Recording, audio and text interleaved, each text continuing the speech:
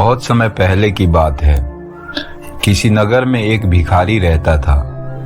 सुबह होते ही अपना चोगा और कमंडल तैयार करता तथा निकल पड़ता।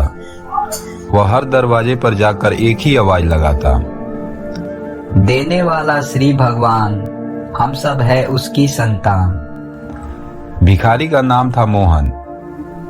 उसे जो कुछ भी मिल जाता वह उसी से संतुष्ट हो जाता। उसका एक मित्र प्रभु भी भीख मांगता था। वह दरवाजे पे जाकर हाक लगाता, देने वाला है महाराज, यही दिलाएगा भोजन आज। मोहन और प्रभु भीख मांगने के लिए राजा के महल में भी आते थे। राजा प्रायः दोनों की आवाज सुनता था। वह दोनों को ही भीख देता था, किंतु वह आजमाना चाहता था कि दोनों में से किसकी बात सच है। इंसान को सब कुछ देना भगवान के हाथ में है या महाराज के हाथ में। एक दिन महाराज ने एक तरकीब निकाली। उन्होंने एक बड़ा सा पपीता लिया, उसका एक टुकड़ा काटकर उसके भीतर सोने के सिक्के भर दिए। टुकड़े को ज्यों का त्यों जोड़ दिया। तभी मोहन भीख मांगने आ पहुंचा। राजा ने उसे दाल चावल दिलाकर विदा किया। प्रभु खंजड़ी बजाता आया और हाक लगाई, देने वाला है महाराज, वही दिलाएगा भोजन आज। महाराज ने सिक्कों से भरा हुआ वह पपीता उसके हवाले कर दिया।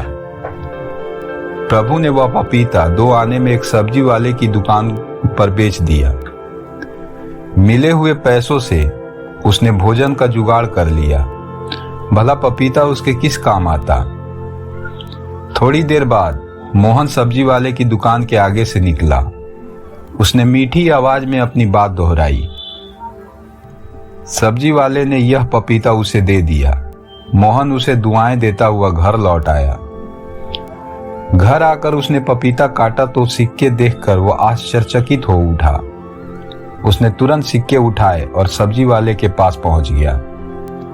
उसने सिक्के देकर कहा, भाई, यह तुम्हारे पपीते में से निकले हैं। इन पैसों से मेरा कोई लेना देना नहीं है। सब्जी वाला भी ईमानदार था। वह बोला, यह पपीता तो मुझे प्रभु बेच गया था, तब तो यह सिक्के भी उसी के हैं। प्रभु ने सिक्के देखकर कहा, यह तो महाराज के हैं। यह पपीता मुझे भीख में वहीं से मिला था। महाराज तीनों व्यक्तियों और सिक्कों को देखकर हैरान हो गए। सारी कहानी सुनकर उन्हें विश्वास हो गया कि इंसान को ईश्वर पर ही विश्वास करना चाहिए। वही सबको देने वाला है।